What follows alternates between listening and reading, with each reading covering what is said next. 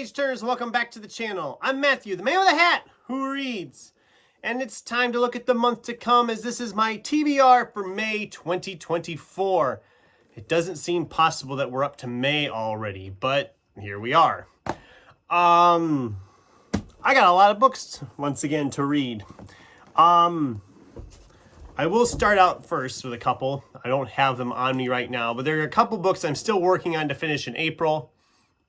Not sure if I'm going to get them finished in time or not. As I'm filming this, there's still about 3 days left of April. By the time you're watching this, it'll be the last day of April, and we'll know more by then when I get them finished. But Bloody Rose and Amazonia are both started. They're both 510 pages about, so I don't know if I'm going to get them both finished. I'm going to try to get at least one of them finished. I'm doubtful that we'll get them both finished by the end of the month, but whatever. We can move them into this next month in May, along with a couple other ones I didn't get to here in April. Matt Ruff's Set This House in Order, and Matt Haig's The Possession of Mr. Cave, and a happy little accident that apparently April was not a month for Matt, but May will be. I'm going to try to get both of those tackled in May and get them out of the way, or just enjoy them, I hope. I'm really hoping to enjoy them. Both of those authors are authors I've really enjoyed in the past, so I'm also a little leery about picking them up, but I'm not too concerned. So what else am I hoping to read? Well, let's look at some library books now, because, you know, I don't have enough to read. I got to go to the library too. We have this book, What Have We Here? Portraits of a Life by Billy D. Williams. A memoir by Billy D. Williams, best known as Lando Calrissian. I'm on board for that. I wanted to pick this up. I didn't know the library even had it, so that was kind of cool. Oh, he's a painter, apparently. I can't show half the paintings he's done, though. I can show that one. That one's not too bad. Apparently Billy D. is a painter. I did not know that.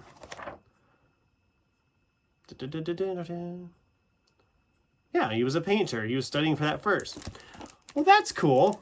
Yeah, I'm excited to tackle this one. I mean, Billy D is awesome. So I'm excited to tackle this one. Probably pretty early in the month with these library ones, since they're all due back on the 17th? The 17th of May. So these will all be pretty early on the month. Then we have Rachel Joyce's The Music Shop. And you can see reflections.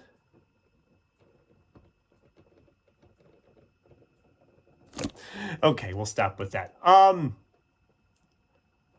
It's a book about music, about a music shop, records and CDs and all that fun stuff. A lot of the fiction stuff I've read that has music as part of its plot I've really enjoyed, so I'm excited to check this one out. And then this one just sounded interesting. It says it's a thriller, a love story, and the epic saga of one man's quest for redemption in the face of distinctly American brutality. It's Tom Lin's The Thousand Crimes of Ming Su, which is a great title. I probably should have waited with this one, because it's kind of a Western-esque thing. I probably should have saved this for June on the Range, but that's okay. I have other Westerns I can read there. It's not really a Western, but it sounds like it's in that Western genre a bit, so it's not very long. It's like 250 pages. 275 pages, my mistake. I think it'll probably move pretty quickly. I'm hoping to really enjoy this one. And yeah, that's... All right, now for the ones of my own that I've picked out. And obviously, if it's like April, I might change my mind. I'm still essentially doing a whole anything goes theme, grabbing books in various genres and some that have been sitting here a long time, and finally getting them out of the way. Most of these haven't been here too long. I think I've got most of the longest ones out of the way now, except for Don Quixote. I have to figure out where I want to do that. That's going to be a beast of a book. Maybe July. It'd be a good time for that one, maybe.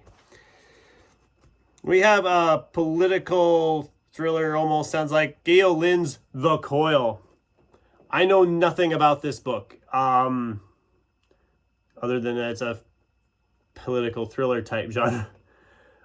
I paid like 50, 60 cents for this book, so I thought for that I'll give it a shot. Don't read that much for political thrillers anymore, so it'd be kind of nice to go back into that. They usually move pretty quickly, so I'm not too concerned. I'm also finally getting back into Brandon Sanderson's Mistborn trilogy with Book 2, The Well of Ascension. I read Mistborn, November, December, and I was going to get back in and pick up the second and third, and I never did. Hoping to read this one now in May, and Book 3 in June, in between all the June on the Range stuff. I'm excited for that. This book I've heard a lot of good things about, and it's fairly short, so it'll probably be a pretty quick read, but this is Victor LaValle's The Ballad of Black Tom. Again, it covers a bunch of different genres from what I've heard, but it sounds interesting. It sounds good. I've heard a lot of good things about it. I know Sin talked about this. I think she read it last year before. She read it sometime, and she really enjoyed it. So it's like 150 pages. It'll move pretty quick. I'm not too concerned on getting that one finished at all. A Max Allan Collins one from Hard Case Crime. This is Tough Tender, and yes, I'm keeping my hand because I don't know how much I can get away with. I don't want to get in trouble or anything with showing stuff I shouldn't be showing, but this is the third omnibus edition of his Nolan series. This would be books 5 and 6 in that series. I've enjoyed a lot of Max Allan Collins stuff in the past. I don't think this one will be any different. I still got to pick up the last of the editions. Actually, well, yeah, the last omnibus edition with books 7 and 8. I have to get that book yet and have the complete set then. So that'll be a fast read because those usually move pretty quickly for me.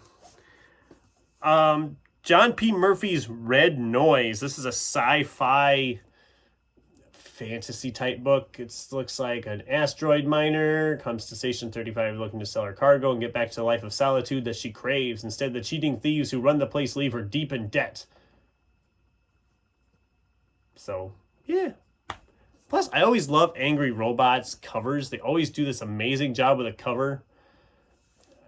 And it's 400 pages, but it looks like it's a lot thicker. It just looks like a brick, but I'm excited to tackle that one as well. Here we go, a superhero comedic one, it sounds like. This is Soon I Will Be Invincible by Austin Grossman. I love superheroes in literature. You don't hear a lot of people talk about them. There's so many different ones out there, and I should do a video someday talking about some of those superhero lit. This one, again, fun cover, fun title. Never read anything by Austin Grossman before. Maybe he's not really written anything else before. I don't know. Did it say anything? Selective timeline of superhuman history. What? An appendix? Oh boy, this sounds like fun. This should be a fun one, guys.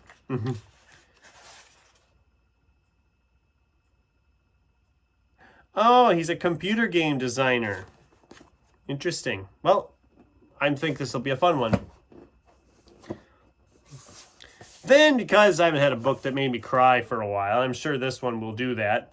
We have Eli Wiesel's Twilight. This is a fictional book from him that is, of course, set during the... Oh no, wait a minute. Oh no, don't you tell me this is part of a series. Okay, I might not be reading this yet.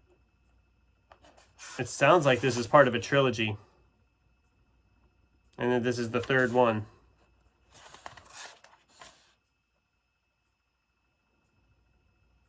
It doesn't tell me that anywhere else, just on the back cover.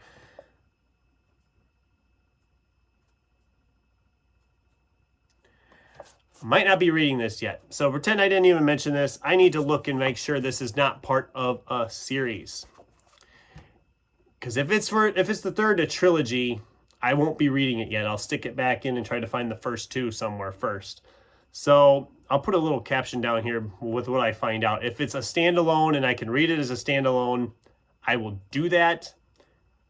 I'm thinking it must be because I know I checked into that before I ordered it. So hopefully that's what it is. I will check into that. I'll have a little caption there at the bottom that'll tell you what I found out and whether I will be, and take from that whether I will read it or not. Because if it's a third in a series, I'm not picking it up yet.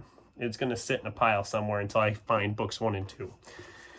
Anyway, the last one is another one I know absolutely nothing about. I picked it up like a year ago in the clearance corner at Half Price Books. I think it was like $2.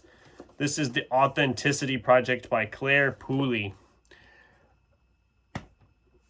I don't know. It sounds like they're leaving notes in a notebook in a coffee bar. It just sounded interesting to me. And for $2, I couldn't walk away from that. So I'm going to give it a shot. If I don't like it, I'm out $2. Whatever. If I love it, all the better. But yeah, so that is my TBR for May. Let's see if I can get them up for the money shot here. Oh God, this is probably a bad idea. Yeah, it's a stack, and it's a heavy stack. I think this will keep me busy here in May, all these books to read. So yeah, what did you guys think? Do any of these sound good to you? Have you read any of these? Are there any of these I should prioritize this month? Or is there any I should just say to heck with and not bother? I'd love to hear from you in the comments down below. And what are you planning to read in May? I'd love to hear that as well. In the meantime, thanks for watching. And until next time, keep turning pages.